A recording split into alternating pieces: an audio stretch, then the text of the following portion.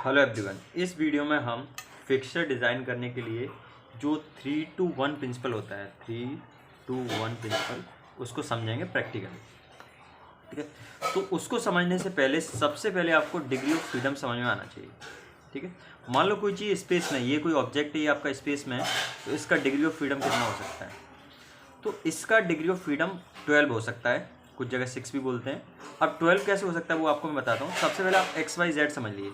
ये आपका x direction है, ये आपका वाई डायरेक्शन है, और फिर यहाँ पे ये बेसिकली एक्स वाई प्लेन हो गया, और यहाँ पे ये एक्स जेड प्लेन हो जाएगा। बेसिकली ये एक्स हो गया, ये वाई है, और ये वर्टिकली अप है, यहाँ पे ये जेड डायरेक्शन है।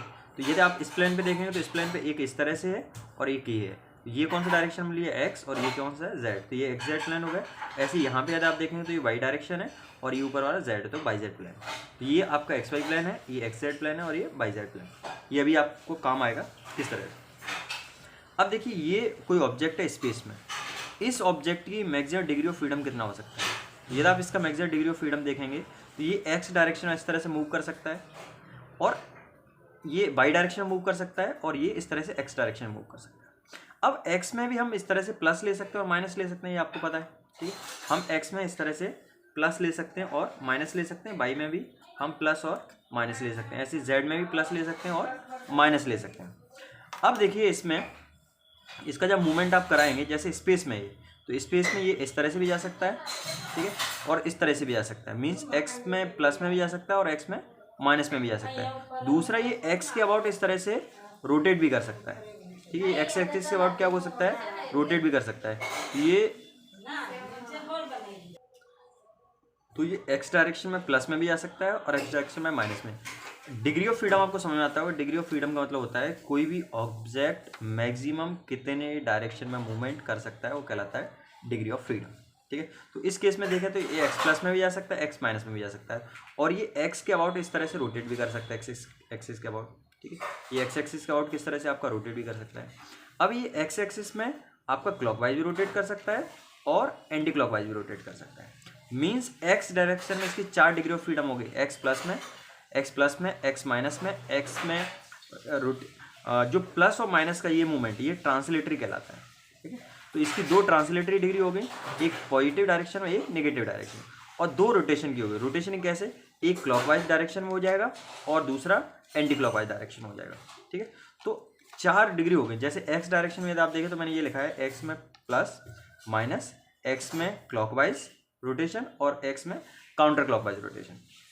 ऐसे यदि आप वाई में देखेंगे तो वाई में प्लस हो गया, वाई में माइनस हो गया, और ये वाई एक्सिस के अबाउट इस तरह से आपका रोटेट कर सकता है। ठीक है, वाई एक्सिस के अबाउट इस तरह से आपका रोटेट कर सकता है। तो ये वाई में क्लॉकवाइज हो गया, ये वाई में आपका क्लॉकवाइज हो गया, और ये वाई में आपका काउंटर क्लॉकवाइज हो गया। तो वाई में भी ये हो जाएंगे 4 degree of freedom, plus minus और आपका ये क्लॉकवाइज और काउंटर क्लॉकवाइज। ठीक है, इसके अलावा यदि आप देखेंगे तो जेड डायरेक्शन है। ठीक है, आपके यहाँ पे देखिए ये जेड डायरेक्शन है, तो जेड में भी सेम कुछ इस तरह की चीज़ें होंगी। जेड में किस तरह से चीज़ें होंगी, ऐसे आप जेड देखेंगे तो जेड में ऊपर की तरफ वर्टिकली अप भी हो सकता है और वर्टिकली डाउनवर्ड भी हो सकता है। तो ये प्लस माइनस हो गया, वर्टिकली अप पॉजिटिव ले लेंगे और वर्टिकली डाउनवर्ड में निगेटिव ले लेंगे, कोई रेफरेंस है यहाँ पे ये रखा हुआ है। और ऐसे ही जेड के अबाउट, ये जेड है तो जेड के अबाउट ये इस तरह से कैसे रोटेट हो सकता है, क्लॉकवाइज भी रोटेट हो सकता है, और इस तरह से ये काउंटर क्लॉकवाइज भी रोटेट हो सकता है। तो आपको समझ में आ गया, टोटल 12 डिग्री ऑफ फ्रीडम होगी जब ये स्पेस में होगा। एक्स डायरेक्शन में पॉजिटिव, एक्स डायरेक्शन में निगेटिव, एक्स डायरेक्शन में क्लॉकवाइज रोटेशन, एक्स डायरेक्शन में काउंटर क्लॉकवाइज रोटेशन या एंटी क्लॉकवाइज रोटेशन। ऐसे ही बाई डायरेक्शन में 4 डिग्री फ्रीडम हो जाएगा। बाई में प्लस में मूवमेंट, बाई में माइनस में मूवमेंट, बाई में क्लॉकवाइज रोटेशन और बाई में काउंटर क्लॉकवाइज रोटेशन। ऐसे जेड में 4 होंगे। जेड में वर्टिकली अप मूव कर सकते हैं, वर्टिकली डाउन मूव कर सकते हैं, और जेड डायरेक्शन के अबाउट क्या कर सकते हैं, इसको क्लॉकवाइज मूवमेंट करा सकते हैं और एंटी क्लॉकवाइज भी मूवमेंट करा सकते हैं। ये चीज़ आपको समझ आ गई। अब जब हम फिक्सर डिज़ाइन करते हैं तो ये 12 डिग्री ऑफ फ्रीडम एक कंस्टेंट होना चाहिए। मीन्स आपका डिग्री ऑफ फ्रीडम आपको ब्लॉक करना है उस टाइम जब आप फिक्सर डिज़ाइन करते हो, तो ये इंश्योर करते हैं जो भी वर्कपीस, फिक्सर का काम आपको समझ में आता है, वर्कपीस को होल्ड करने के लिए, क्लैम्प करने के लिए काम आता है। तो जब आप फिक्सर डिज़ाइन करते हो तो ये चीज़ सुनिश्चित करते हैं कि उस टाइम पे उसका डिग्री ऑफ फ्रीडम क्या होना चाहिए, 0 होना चाहिए। अब डिग्री ऑफ फ्रीडम 0 करने के लिए यहाँ पे हम यूज़ करते हैं 3-to-1 प्रिंसिपल। क्या यूज़ करते हैं, 3-to-1 प्रिंसिपल। तो 3-to-1 प्रिंसिपल में क्या होता है, आपका ये बेस है, ठीक है, यहाँ पे ये बेस प्लेन है XY, यहाँ पे आपने 3 पिन लगा दिया, ठीक है। नीचे क्या करते हैं, यहाँ पे 3 पिन लगाते हैं, और 3 पिन लगाने का रूल ये होता है कि तीनों पिन एक ही लाइन में नहीं होंगे, लीनियर नहीं होंगे, कोलिनियर नहीं होंगे, और तीनों पिन इस तरह से हम सेट करेंगे कि तीनों पिन के बीच में जो डिस्टेंस होगा वो क्या होना चाहिए, मैक्सिमम होना चाहिए। तो आपने यहाँ पे 3 पिन लगा दिए, ठीक है। जैसे ही इसमें आपने 3 पिन लगाया नीचे, तो क्या होगा, जैसे आपने 3 पिन नीचे लगाया तो क्या होगा, अब इसका एक्स एक्स के अबाउट ये जो रोटेशन है, ये रोटेशन बंद हो जाएगा, क्योंकि जैसे ही आपका रोटेट, ये पिन इससे अटैच होंगे, नीचे पिन अटैच होंगे और पिन से आपका ये अटैच होगा। तो जैसे ही आपने ये पिन लगा दी तो एक्स डायरेक्शन रोटेशन उसका बंद हो गया, एक्स डायरेक्शन में दोनों रोटेशन बंद हो जाएंगे। नीचे पिन लगी हैं, पहले आपको विजुलाइज करना पड़ेगा नीचे किस तरह से, इस तरह से पिन लगी हैं, तो पिन लगी होंगी तो ये इस तरह से नहीं घूम पाएगा और ना इस तरह से घूम पाएगा। मीन्स एक्स डायरेक्शन में ना तो ये क्लॉकवाइज घूम पाएगा ना काउंटर क्लॉकवाइज घूम पाएगा, ठीक है। ऐसी बाई डायरेक्शन यहाँ पे भी पिन लगी हुई है, तो ये इस तरह से भी नहीं घूम पाएगा, ना ये क्लॉकवाइज घूम पाएगा बाई डायरेक्शन, ना काउंटर क्लॉकवाइज में घूम पाएगा। तो जब आपने यहाँ पे 3 पिन लगाए तो कौन सी डिग्री ऑफ फ्रीडम ब्लॉक कर दिया, तो आपने एक्स डायरेक्शन में क्लॉकवाइज रोटेशन ब्लॉक कर दिया और एक्स डायरेक्शन में काउंटर क्लॉकवाइज डायरेक्शन में ब्लॉक कर दिया। ऐसे ही बाई डायरेक्शन में भी क्लॉकवाइज में ब्लॉक कर दिया और काउंटर क्लॉकवाइज में ब्लॉक कर दिया, ठीक है। ये हो गया, ये तो आपको समझ आ गया। दूसरा, जैसे यहाँ पे पिन लगे हुए हैं तो ये नीचे पिन लगे हुए हैं तो ये ऊपर तो जा सकता है, लेकिन ये नीचे की तरफ नहीं जा सकता है क्योंकि यहाँ पे नीचे पिन लगी हैं। तो Z डायरेक्शन में बेसिकली आपने इसको निगेटिव डायरेक्शन में क्या कर दिया, डिग्री ऑफ फ्रीडम ब्लॉक कर दिया। मीन्स आपने 5 डिग्री ऑफ फ्रीडम को ब्लॉक कर दिया, कंस्टेंट कर दिया। तो 3 to 1 में क्या होता है, जो आपका बेस प्लान होता है ना, बेस प्लान होता है, इसमें मिनिमम ये 3 पिन्स लगाते हैं, और इन 3 पिन लगाने से क्या हुआ वो मैंने आपको बता दिया। एक्स डायरेक्शन में इसका क्लॉकवाइज और काउंटर क्लॉकवाइज में आपका डिग्री ऑफ फ्रीडम ब्लॉक हो गया, बाई डायरेक्शन में क्लॉकवाइज और काउंटर क्लॉकवाइज में डिग्री ऑफ फ्रीडम ब्लॉक हो गया, और ये चूंकि पिन लगा दिए तो नीचे की तरफ भी नहीं जा सकता है ना। लेकिन ये Z के अबाउट देखें तो Z के अबाउट इस तरह से घूम सकता है क्योंकि पिन है, पिन में क्या घूम सकता है इस तरह से, तो Z में कोई ब्लॉक नहीं हुआ है।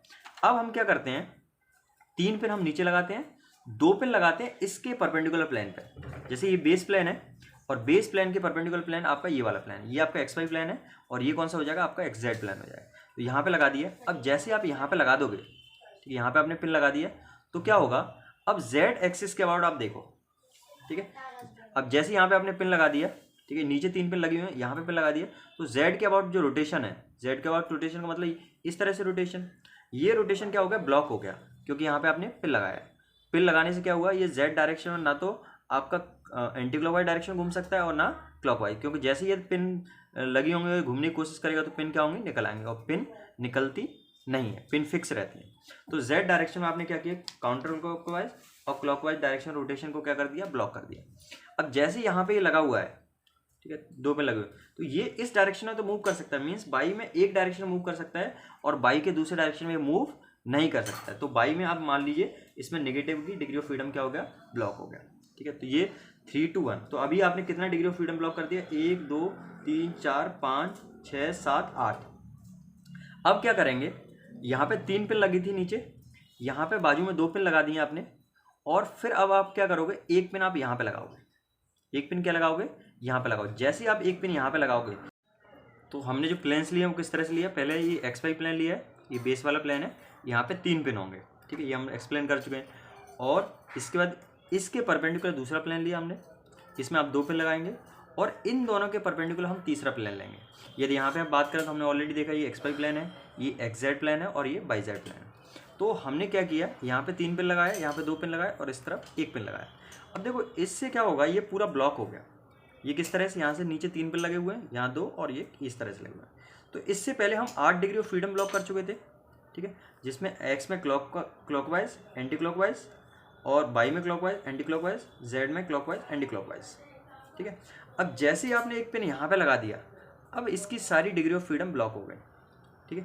यदि आप यहाँ पे लगे पिन से देखेंगे, 3 पिन नीचे लगे हैं, 2 यहाँ लगी हैं, 1 यहाँ पे लगा हुआ, तो अब क्या होगा, ना तो ये एक्स डायरेक्शन मूव कर पाएगा, अब देखो एक्स में कहीं मूव नहीं कर पाएगा, ना तो एक्स में ये इस तरफ जा पाएगा, ये बाई है सॉरी, ये बाई में ना इस तरफ जा पाएगा ना इस तरफ जा पाएगा। ऐसे ही एक्स में यदि आप देखो तो एक्स में ना तो इस तरफ मूवमेंट कर सकता है ना उस तरफ मूवमेंट कर सकता है, क्योंकि इसमें पिन्स लगी हुई हैं। ऐसे ही यदि आप जेड में देखेंगे तो जेड में ना ये ऊपर की तरफ जा सकता है क्योंकि यहाँ पे क्या लगा हुआ है, पिन लगा हुआ है, और ना ये जेड में नीचे की तरफ जा सकता है क्योंकि नीचे भी क्या है, पिन्स लगे हुए हैं। तो इस तरह से यदि आप देखेंगे तो इसकी जो टोटल डिग्री ऑफ फ्रीडम है वो ब्लॉक हो गई, वो इस टाइम पे इसकी डिग्री ऑफ फ्रीडम 0 हो गया। और जब हम फिक्सर डिज़ाइन करते हैं तो यही चीज़ इंश्योर करते हैं कि उस टाइम पे वर्क पीस की डिग्री ऑफ फ्रीडम 0 होना चाहिए, या हम इसको ऐसे भी बोलते हैं कि डिग्री ऑफ फ्रीडम को आपको क्या करना है, कंस्टेंट करना है या ब्लॉक करना है। तो ये प्रिंसिपल यूज़ करते हैं। इस प्रिंसिपल ये कहता है कि मिनिमम 3 पिन नीचे की तरफ होने चाहिए, है ना, और 2 पिन उसके परपेंडिकुलर प्लेन में होने चाहिए, और 1 पिन उन दोनों के परपेंडिकुलर प्लेन में होना चाहिए। ठीक है, तो टोटल मिनिमम 6 पिन आपको यूज़ करनी पड़ेंगी कोई फिक्सर आप डिज़ाइन करने के लिए। तो आई होप ये चीज़ आपको समझ में आया होगा। So thank you. कुछ आपको क्वेश्चन हो तो ज़रूर करिएगा।